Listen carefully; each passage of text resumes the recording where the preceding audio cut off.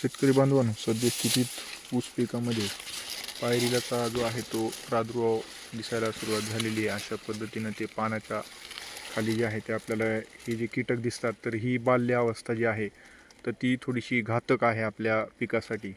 तर निरीक्षण घ्या आणि अशा पद्धतीचं जर आउटब्रेक म्हणजे एका ह्याच्यामध्ये जर एक अंडीपुंज दिसला किंवा अशा पद्धतीनं जे आहे ते तुम्हाला प्रत्येक ह्याच्यावर जर अशा पद्धतीनं पानांवर हे दिसायला चालू झालं तर मात्र आपण तिथं नियंत्रणाचे आहे ते उपाययोजना आपण कराव्यात.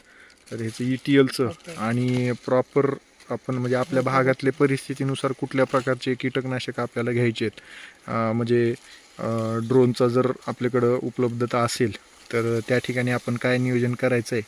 आणि दुसरं जे आहे ते जर आपल्याकडं ठिबकची सोय असेल तर त्या ठिकाणी काय करायचं त्याचं विस्तृत असं आपण यापूर्वीसुद्धा त्याचे डिटेल आपण परिपत्रक दिलेले आहेत आणि परत आणखीन पुढंसुद्धा आपण त्याची जी आहे ते माहिती शेअर करणार आहेत. फक्त जस्ट एक शेतामध्ये निरीक्षण कसे दिसतात ह्याचे तर ते दाखवतोय की हे पानांच्या खाली ह्या ज्या काही सगळ्या ह्या अवस्था आहेत तर ह्या बाल्य अवस्था आहेत त्या कीटकाच्या आणि ह्या जास्त घातक असतात. या ज्या आहे ते रसशोषण करून आपल्या पिकाचं जे आहे ते नुकसान करत असतात.